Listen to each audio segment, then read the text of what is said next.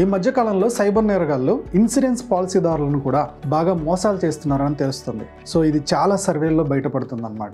Insurance అనేది ఒక ఫ్యామిలీకి ఒక ప్రొటెక్షన్ లాంటిది. అది లైఫ్ ఇన్సూరెన్స్ కావచ్చు, వెహికల్ ఇన్సూరెన్స్ కావచ్చు, హెల్త్ ఇన్సూరెన్స్ కావచ్చు. ఇలాంటి ఇన్సూరెన్స్లు మన ఫ్యామిలీని కాపాడతాయి. ఈ ఇన్సూరెన్స్లని టార్గెట్ చేసుకొని సైబర్ నేరగాళ్ళు చాలా మోసాలు చేస్తున్నారు. ఇలాంటి వాటిని మనం ఎలా అలర్ట్గా ఉండాలనేది ఇప్పుడు చూద్దాం.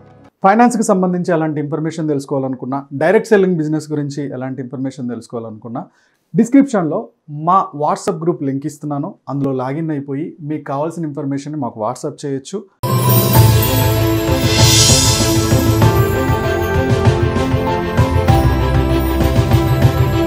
ఫేక్ ఎస్ఎంఎస్లని గుర్తించండి. ఎగ్జాంపుల్కి మీరు సంవత్సరానికి ఒకసారి ఇన్సూరెన్స్ కట్టే ఒక పాలసీని ఎంచుకున్నారు.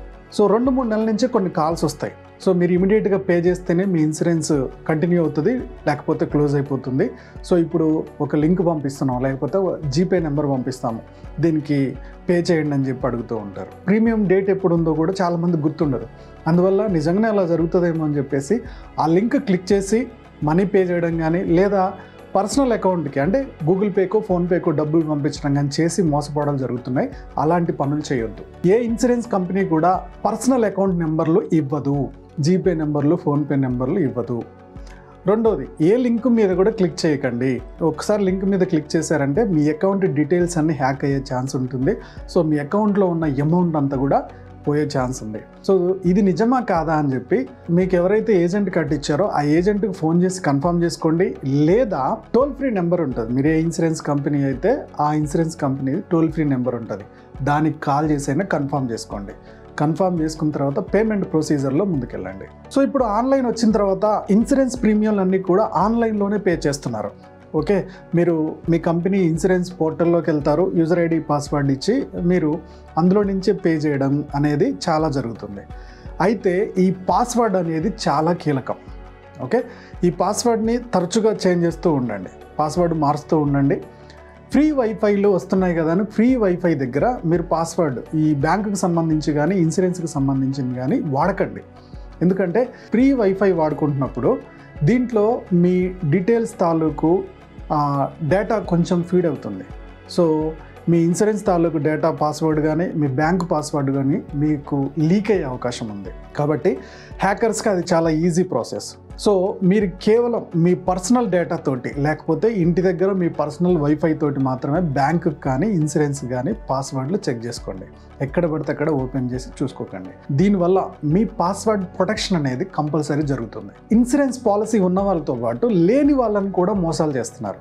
ఎగ్జాంపుల్కి మీకు ఒక ఫోన్ కాల్ చేసి మీ దూర బంధువు ఎవరో మిమ్మల్ని నామినీగా పెట్టారు. సో దాదాపుగా ఒక 10 లక్షలు క్లెయిమ్ మీకు వచ్చేస్తుంది. బట్ అతను ఒక 3 నెలల నుంచి ప్రీమియం కట్టలే. ఆ ప్రీమియం కనుక మీరు కట్టారనుకోండి, ఆ 10 లక్షలు మీ సొంతం.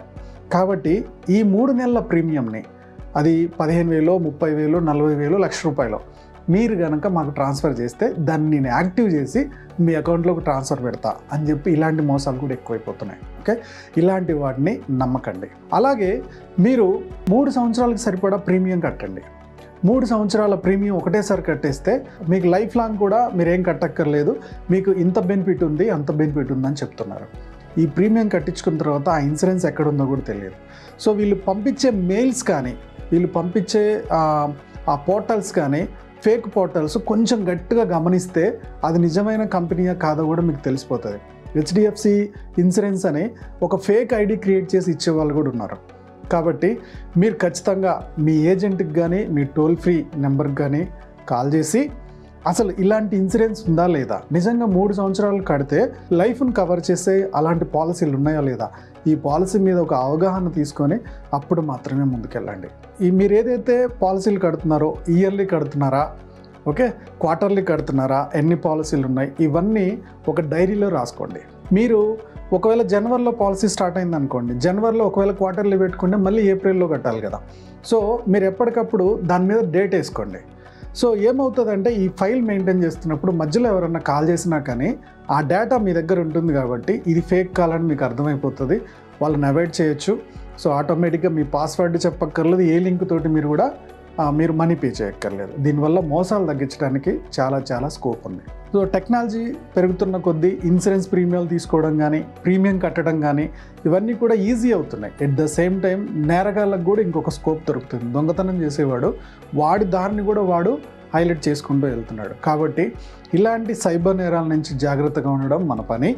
కాబట్టి ఈ రూల్స్ ఫాలో అవుతూ సెక్యూర్గా మీ ఇన్సూరెన్స్ ఉంచుకుంటారని కోరుకుంటున్నాం. డైరెక్ట్ సెల్లింగ్ బిజినెస్ గురించి ఎలాంటి ఇన్ఫర్మేషన్ తెలుసుకోవాలనుకున్నా డిస్క్రిప్షన్లో మా వాట్సాప్ గ్రూప్ లింక్ ఇస్తున్నాను. అందులో లాగిన్ అయిపోయి మీకు కావాల్సిన ఇన్ఫర్మేషన్ మాకు వాట్సాప్ చేయొచ్చు. మా యూట్యూబ్ ఛానల్ చూస్తున్న మా వ్యూవర్స్, మా సబ్స్క్రైబర్స్ లైఫ్లో ఎప్పుడు కూడా గొప్పగా స్థిరపడాలని కోరుకోవడంలో మా మనీ మంత్రం ముందుంటుంది. Go self made.